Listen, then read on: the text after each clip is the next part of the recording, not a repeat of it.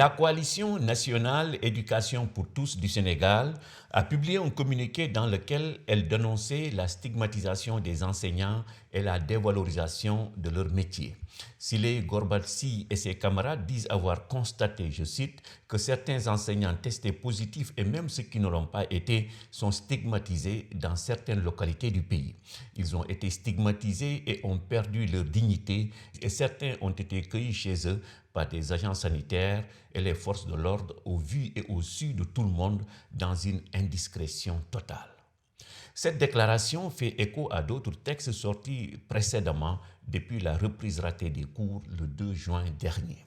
Il faut le dire, pour le déplorer, que depuis quelques années maintenant, on assiste à une sorte de lynchage des enseignants.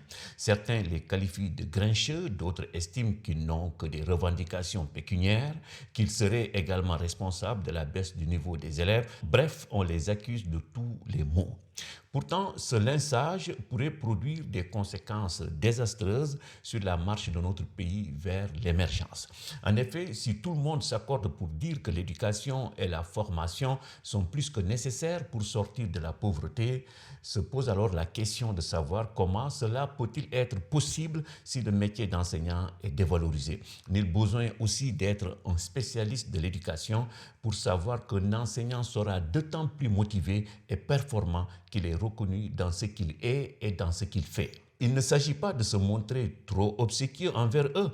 Nous ne disons pas également que les enseignants sont exempts de tout reproche, mais beaucoup d'entre eux se comportent en responsables et font bien leur travail, parfois dans des conditions très difficiles.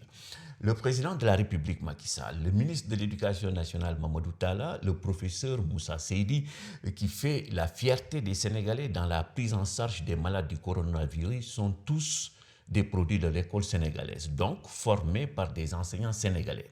C'est dire que les Sénégalais, à commencer par les tenants du pouvoir, leur doivent respect et considération. En écrivant cette chronique, nous n'avions pas pu résister à l'envie de partager avec les auditeurs les mots de remerciement qu'Albert Camus écrivit à son instituteur après avoir reçu le prix Nobel de littérature en 1957. J'ai laissé s'éteindre un peu le bruit qui m'a entouré tous ces jours-ci avant de venir vous parler un peu de tout mon cœur.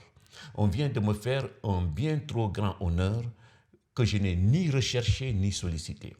Mais quand j'ai appris la nouvelle, ma première pensée après ma mère a été pour vous. Sans vous, sans cette main affectueuse que vous avez tendue au petit enfant pauvre que j'étais, sans votre enseignement et votre exemple, rien de tout cela ne serait arrivé.